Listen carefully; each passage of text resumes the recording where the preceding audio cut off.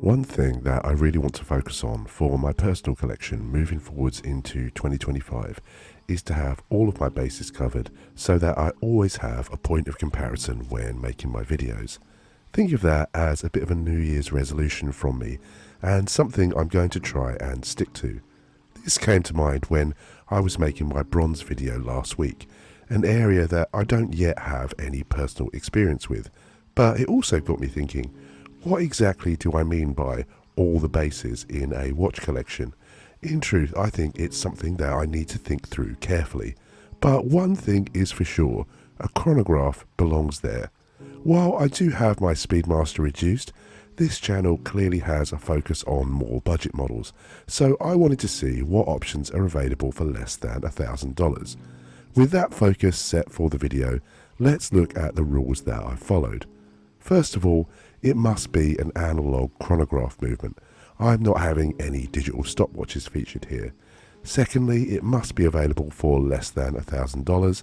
And finally, each brand can only feature once on the list. With all that said, let's get into the video.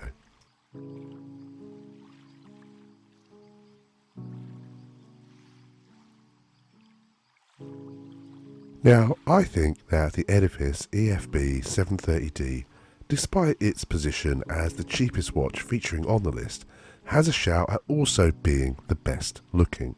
I'm not sure it would quite claim the top spot, but it is a really well balanced piece of design. The only two drawbacks for me are the diagonal date window, and I'd also be wary of a Casio bracelet, even if it is from one of their more premium ranges. This range is motorsport inspired, which is fair enough as design inspiration and translates to a piece that wouldn't look out of place on a 70s racer.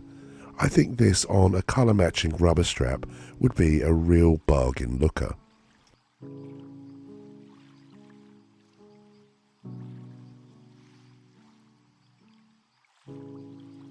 If you want to maximise the amount of quality you get for your financial outlay in a watch, it really is difficult to look further than San Martin. Brands from the Far East get a poor rap because, in truth, there are some bad actors out there that can have a negative impact on the perception of the entire region. I've had 2 San Martins so far, and both have been really impressive in terms of their build quality, finishing, and of course value for money. The VK64 powered SN0116 quartz chronograph has the added benefit of being part of their new range of watches which, while recognisable, are not one-for-one homage pieces. They've also got some far more creative colourways to them, giving them some unique presence on wrist.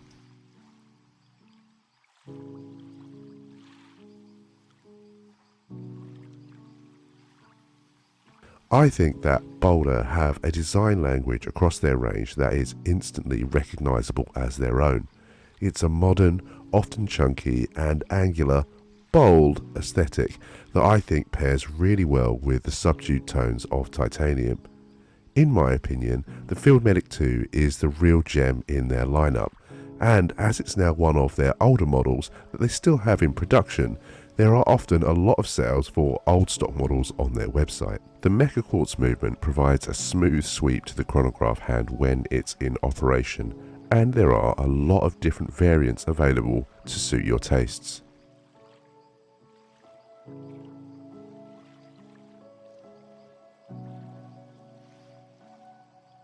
Like the Edifice mentioned at the head of this list, the Chronotimer claims to have racing inspiration behind its design.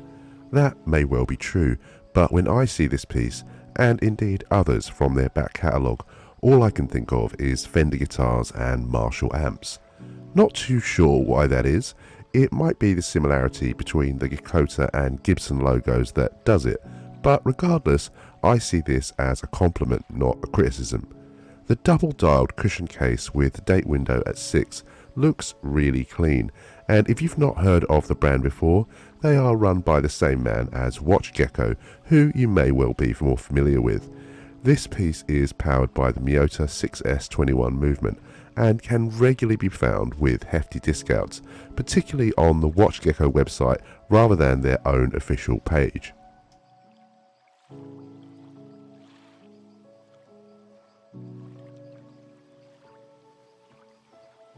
I've mentioned Out of Order on my channel a few times before, and I realise that they can elicit a bit of a mixed response. Their gimmick or unique design language, depending on how you view it, is to purposefully damage and age their pieces before they sell them. My personal opinion is simply that I recognise the niche gap in the market that the brand is filling. What if you want a vintage looking piece without the concern involved with buying the real thing? What if you don't want to be nervous waiting on the delivery, worried whether or not what you've bought is in full working condition or if it's going to involve a costly service? Perhaps a more obvious concern when you look at the inspiration of this model, what if you, like me, couldn't possibly hope to afford a vintage Daytona in your wildest dreams? Well, Out of Order have, to some extent at least, got you covered there.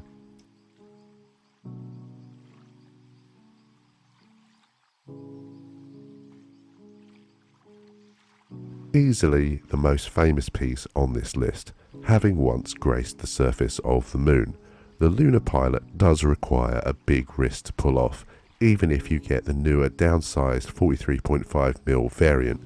It features a high precision quartz movement with a 262 kHz resonance frequency, which is a fancy way of saying it has a smooth sweep to the chronograph hand.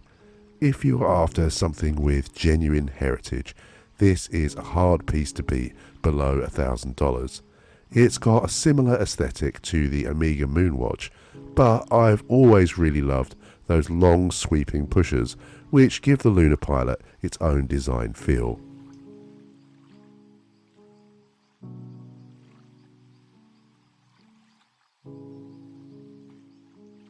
Long-term viewers of the channel will know, if there is one thing I'm an absolute sucker for, it's textured dials, and on that front, the Zenshin Chrono certainly delivers, alongside offering some really attractive colour options. The dial does unfortunately have the awkward 4 o'clock date window, but outside of that, this is a really strong overall package, boasting an eco drive movement, titanium case and bracelet. This would be a piece I would seriously consider purchasing, but its 42mm diameter is above my usual limit. I am trying to branch out, but this would definitely fit better on those with larger wrists than me.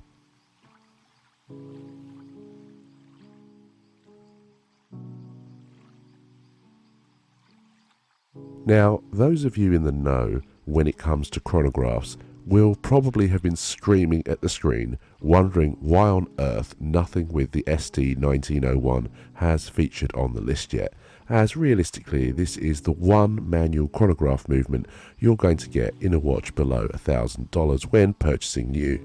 It's also true that the Seagull 1963 is quite a famous piece, and a lot cheaper than a Studio Underdog model would be. Well, all that may be true, but I'm not a huge fan of the looks of the 1963, whereas I feel the 01 series from Studio Underdog is absolutely iconic and still fits into the criteria of the video, even if you'll have to act quick on their releases in order to secure one. There's definitely a reason they are so popular.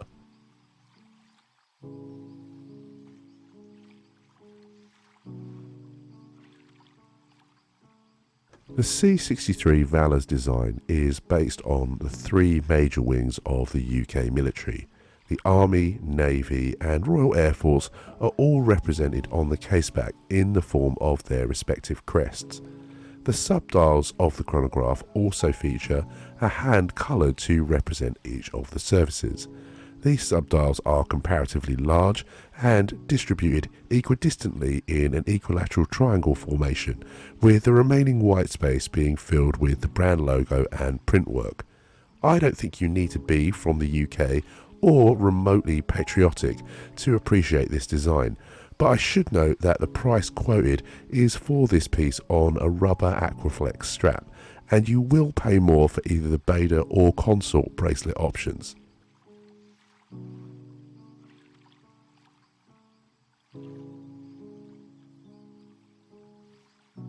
The Prospex Speedtimer is a model that I will admit I have come very close to buying on a number of occasions. Not only that, but I've made over 100 videos on my channel at this point, and this is one of the most recommended pieces that has never actually featured before. The one thing that bugs me about the piece and has put me off in the past is the 4 o'clock date window. As I've said, I'm not a fan, but equally I've not actually owned a model with this feature before either, so maybe I'm being too quick to judge. There are a lot of variants on offer, but I think that the Black Series is the pick for me. This is definitely the watch I'm most likely to go out and get with my own money from this list, and that earns it my recommendation for this video. So there we have it, what I believe to be 10 of the best chronograph options available for less than $1,000.